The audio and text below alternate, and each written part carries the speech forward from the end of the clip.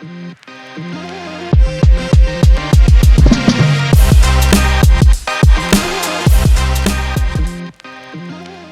talk a lot about resiliency.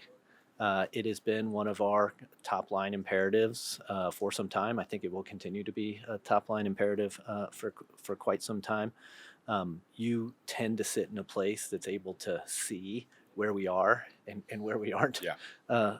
resilient. When you think about the work that we've done to date and going into 2024, we're a much bigger bank. The expectations are higher, whether those are customer expectations, regulator expectations, our own colleagues' expectations. How do you think about where we are and where we want to be on our resiliency journey, and what might you want us to do or to know coming from your vantage point? So I look at things from a tech perspective. It's how do we get increased availability of our services, applications, what have you?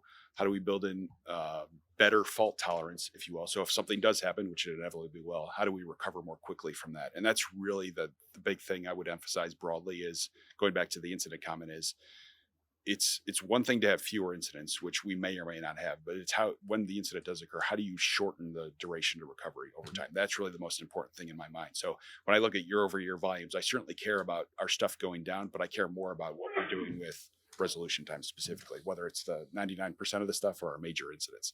So that's a big thing to me when it comes to resiliency. Talking about the people, I think it goes hand in hand with talent and performance management. How do we increase our skill sets so our teams can handle stuff internally without having to engage third parties unless we need to? How do we build in, to use another cliche, the work-life balance? Mhm. And that's not necessarily because it's lip surface. It's because if you have that balance, you got healthier teams that are more sharp and able to handle the day-to-day, not to mention, build cool new stuff. And I think the other thing is continue to emphasize within all of our teams, whether it's the strictly development teams or the infrastructure side of things. I think our charter needs to be build and operate, and those need to be hand in hand with each other. It's one thing to build, but if you build something that doesn't work in production or you can't support it, then you failed. So I think that's a big point of emphasis for me.